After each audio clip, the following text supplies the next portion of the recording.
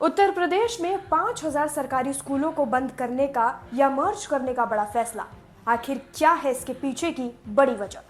बच्चों का भविष्य, गांवों की शिक्षा, सब दांव पर क्यों है?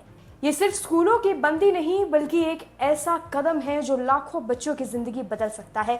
तो चलिए आज हम खोलते हैं इस फैसले की सारी परतें, जानते हैं क्या है स्कूलों को मर्ज या बंद करने की 5,000 स्कूलों को इतनी बड़ी वजह। तो सबसे पहले बात करते हैं कि आखिर ये स्कूल क्यों बंद हो रहे हैं। पहली वजह, बहुत कम बच्चे।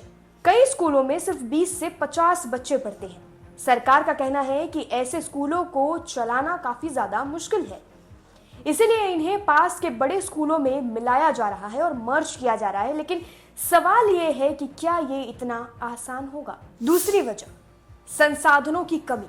पिछले 7 सालों से शिक्षकों की भर्ती स्कूलों में नहीं हुई है। स्कूलों में टीचर नहीं है, बेंच नहीं है, बिल्डिंग जर्जर हुई पड़ी है। कई जगहों तो बच्चे जमीन पर बैठकर पढ़ते हैं।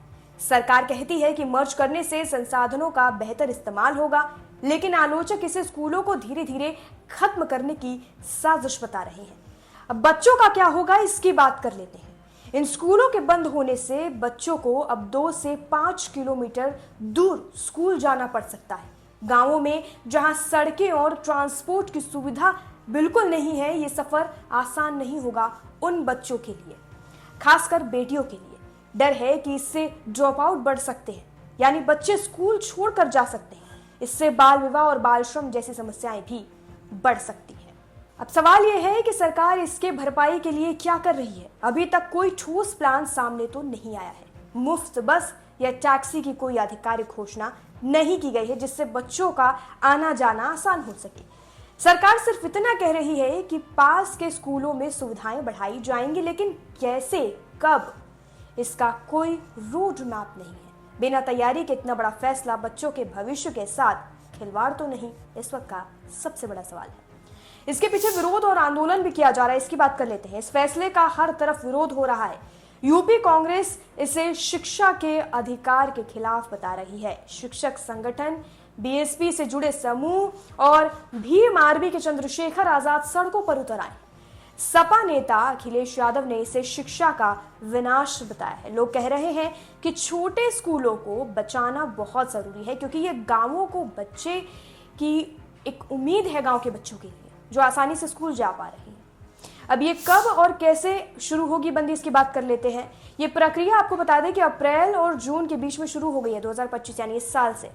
जून 13 से 17 के बीच जिला शिक्षा अधिकारियों को गोपनीय आदेश भेजे गए। कई जगह मर्जिंग अब शुरू भी हो गई है, जैसे गोरखपुर में मिर्जा बाबू और राउतेनिया बाबू के स्कूलों को मिला दिया गया है। बच्चों को अब एक साथ बैठाकर पढ़ाया जा रहा है। लेकिन सवाल वही, क्या यह फैसला बच्चों के हित में है या सिर्फ कागजी खेल बन गया है? तो ये है उत्तर प्रदेश के 5,000 स्कूलों की बंदी की पूरी कहानी। आप क्या सोचते हैं? क्या यह फैसला सही है या बच्चों के भविष्य के साथ मजाक? कमेंट में हमें जरूर बताइए कि आप इस खबर को लेकर क्या सोचते हैं, इस पर आपकी पूरी क्या राय है। और अगर आपको ये खबर लग रही है कि ज्यादा से ज्यादा लोगों तक ये बिल्कुल पहुंचनी चाहिए या ये काम की है और कितनी जरूरत है सरकार को ये काम करने की, कमेंट करिए और इस वीडियो को ज्यादा से ज्यादा शेयर जरूर करिए और लोकमत हिंदी के साथ जुड़े रहिए। फिलहाल के लिए इस वीडियो में इतना ही। बाकी जानकारी के लिए और अपडेट के लिए, देश दुनिया से जुड़ी सभी खबरों के लिए जुड़े रहिए और देखते रहिए लोकमत हिंदी।